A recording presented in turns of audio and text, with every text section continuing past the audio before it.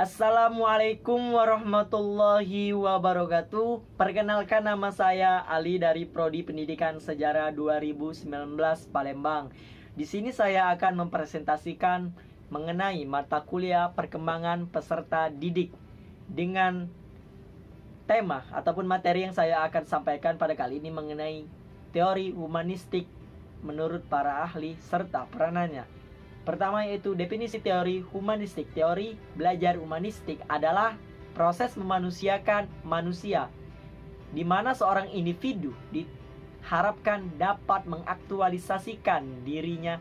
Artinya, manusia dapat menggali kemampuan dirinya sendiri untuk diterapkan di lingkungan. Pengertian humanistik dan tokohnya. Teori humanistik berkembang sekitar tahun 1950-an. Sebagaimana teori yang menentang teori-teori psikoanalisis dan behavioristik. Selanjutnya, humanistik dapat diartikan sebagai orientasi teoritis yang menekankan kualitas manusia yang unik, khususnya terkait dengan free will ataupun kemauan bebas. Mereka berfokus pada kemampuan manusia untuk berpikir secara sadar dan rasional dalam mengendalikan hasrat biologisnya. Jadi mereka tidak dengan emosional tapi rasional, bisa diterima dengan pemikiran manusia, serta dalam meraih potensi maksimal yang ada dalam diri mereka sendiri. Dalam pandangan humanistik, manusia bertanggung jawab terhadap kehidupannya sendiri. Sebenarnya, kata humanistik merupakan suatu istilah yang mempunyai banyak makna sesuai dengan konteksnya.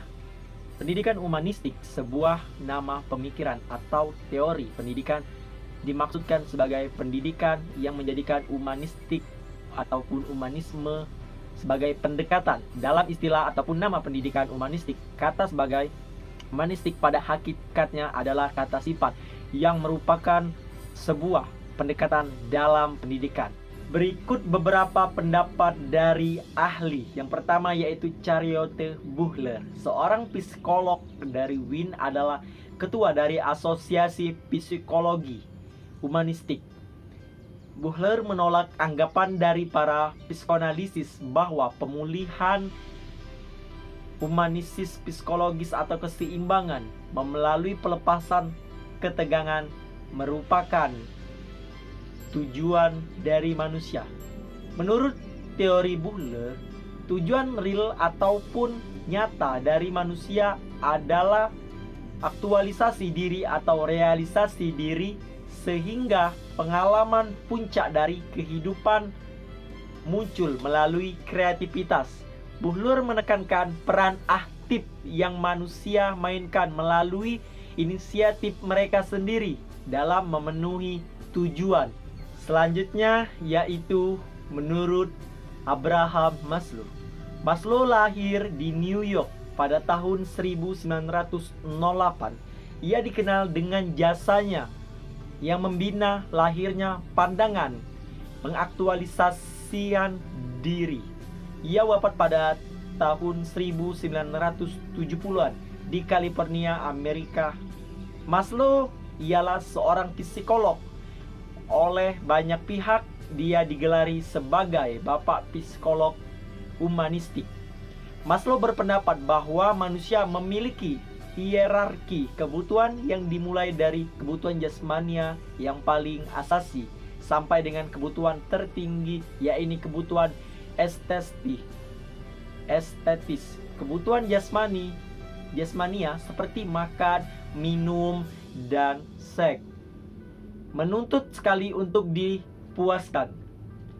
Apabila kebutuhan ini terpuaskan, maka muncullah kebutuhan keamanan seperti kesehatan dan kebutuhan terhindar dari bahaya bencana. Berikut adalah kebutuhan untuk memiliki cinta dan kasih, seperti dorongan untuk memiliki kawan, keluarga, kebutuhan untuk menjadi anggota kelompok, organisasi, dan sebagainya. Ketidakmampuan memenuhi kebutuhan ini dapat mendorong seorang berbuat lain untuk memperoleh pengakuan dan perhatian. Misalnya, menggunakan prestasi sebagai pengganti cinta dan kasih. Berikut adalah kebutuhan harga diri, yaitu kebutuhan untuk dihargai, dihormati, dan dipercaya oleh orang lain. Selanjutnya yaitu Carl Roger. Carl Roger dilahirkan pada tahun 1902 di Watford dan wafat pada tahun 1987 di La Jolla, California. Pada masa mudanya, Roger tidak mempunyai teman. Waduh, nggak punya teman. Roger tidak mempunyai teman dan dia memutar otaknya untuk belajar, yaitu membaca buku. Dia banyak sekali membaca buku di rumah karena dia hobi juga membaca buku dan mendapatkan banyak sekali wawasan pada waktu kecilnya.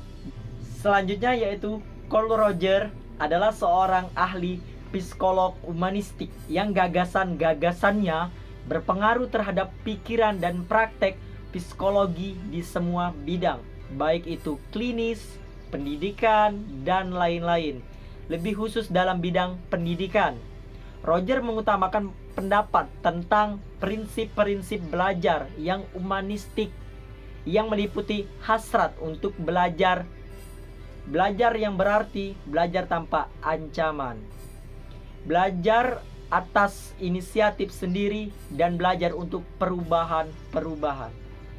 Adapun penjelasan konsep masing-masing prinsip tersebut adalah: 1. Hasrat untuk belajar. Menurut Roger, manusia mempunyai hasrat alamiah untuk belajar. Hal ini terbukti dengan tingginya rasa ingin tahu anak-anak apabila diberi kesempatan untuk mengeksplorasi atau mengeksplor lingkungan di sekitarnya.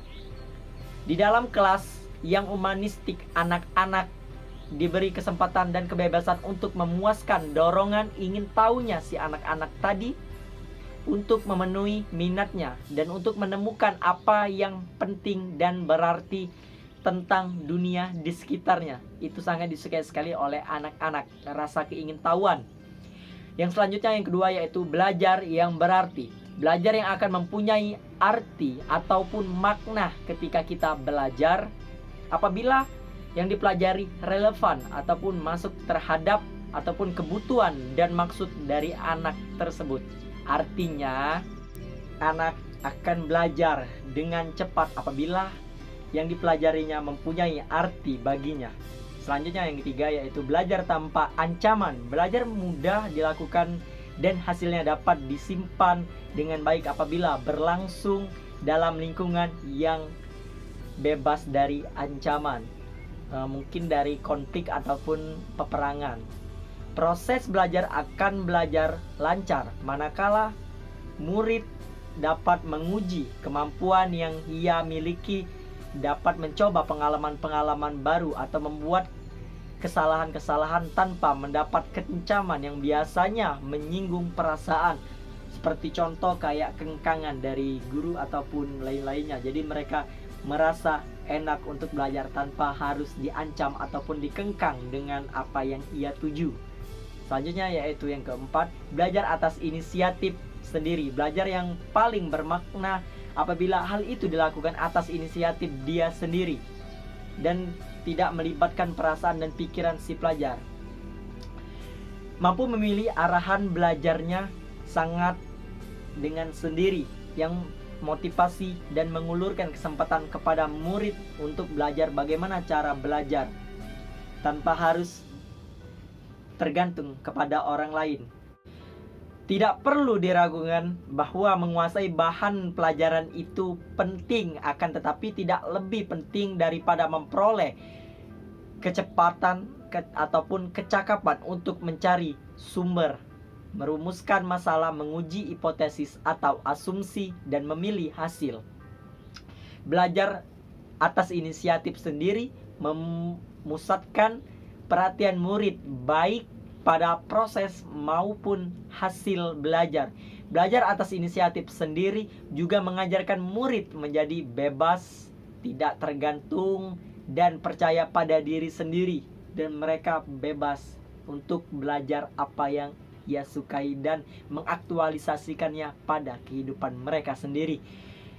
Selanjutnya yaitu apabila murid belajar atas inisiatif sendiri, ia memiliki kesempatan untuk menimbang, dan membuat keputusan sendiri tanpa harus ada kengkangan dari orang lain. Menentukan pilihan dan melakukan penilaian ia sendiri. Dia menjadi lebih bergantung pada dia sendiri atau dirinya sendiri pada saat belajar, dan mereka akan merasa kurang ataupun cukup, itu tergantung dari dia sendiri. Selanjutnya yaitu mengenai kelebihan dari teori humanistik. Yang pertama yaitu mengedepankan demokratis, partisipatif, dialogis, dan humanis. Yang kedua yaitu suasana yang saling menghargai, dan selanjutnya yaitu peran aktif peserta didik.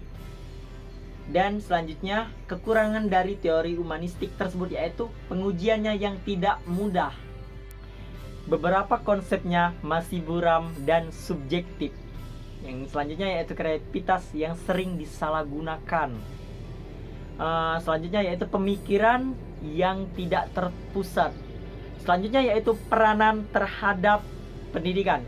Kalau kita lihat, humanistik ini merupakan pendekatan. Jadi ketika kita menjadi seorang guru ataupun pengajar, kita pasti akan menggunakan pendekatan terhadap anak didik kita. Jadi kita harus memakai pendekatan. Kalau di humanistik sendiri pendekatannya sangat bagus sekali, yaitu humanis, dengan pendekatan yang mana kita harus menghargai, serta peranannya juga sangat bagus dalam dunia pendidikan karena sifat-sifatnya berkaitan dengan demokratis, partisipasif, dialogis, dan humanis, sehingga sangat mengesankan ketika seorang anak ataupun murid menyampaikan pendapatnya dengan tanpa kengkangan. Dan bisa kita lihat dari menurut para ahli tadi bahwasanya ada belajar tanpa ancaman, belajar dengan diri sendiri, yang membuat peserta didik akan lebih senang dan menyukai pendidikan. Dan seorang humanistik akan lebih baik dibandingkan dengan belajar kognitif. Dan juga peserta didik dididik aktif dalam mengaktualisasikan dirinya terhadap lingkungannya dan pengalaman-pengalaman dia. Karena peserta didik dituntut aktif dalam belajar menggunakan teori humanistik tersebut. Perannya sangat aktif sekali dan sangat berpengaruh juga di dalam dunia pendidikan, terutama kita sebagai pendidik. Sekian, terima kasih. Mungkin itu saja materi yang telah saya paparkan. Apabila ada salah-salah kata, saya mohon maaf. Dan terima kasih sebelumnya. Dan saya ucapkan Assalamualaikum warahmatullahi wabarakatuh. Terima kasih.